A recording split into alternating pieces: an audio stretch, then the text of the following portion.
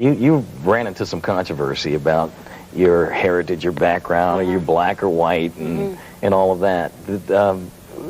When you were going through that, what were your feelings? What were your thoughts? And did you ever address it head on?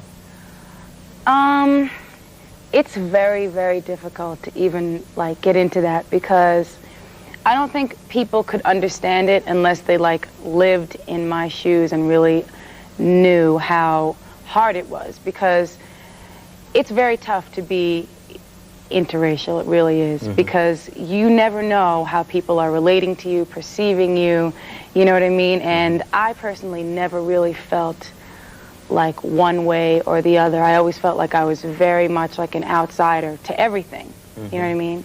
Not feeling like one thing or another. And that's why, I don't know, it was just very, very, it made me feel good to be embraced by all different, you know, charts and things like that, because it made me feel like it's okay to be who I am. I don't always have to worry about, you know, well, maybe they're thinking this, or maybe they think, you know what I mean? Yeah, right, it's like, why does it have to be about that? Right. You know, my father's black in Venezuela, my mother's Irish, you know, I should be able to be a combination of those things and not have to worry about, but what are you? You know what I mean? Right, But right. which one of those three things are you? It's like, I'm all of them, and that's who I am. To deny one would be to deny myself, right. you know? So I have to be everything that I am. That's it. So you are comfortable with that now? I mean, you've come to grips with that, and it doesn't bother you like it did before? I think that people are more bothered by it than I am. Yeah. I think other people have a lot harder time dealing with me being multiracial than I do.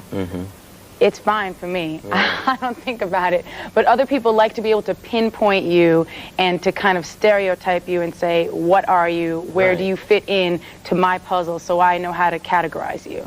You know what I mean? Right. I don't need to categorize myself because I'm me. But other people, you know, don't have the same outlook, and that's understandable. And hopefully one day we'll be able to deal with each other is it really understandable? as people and not, you know, categories.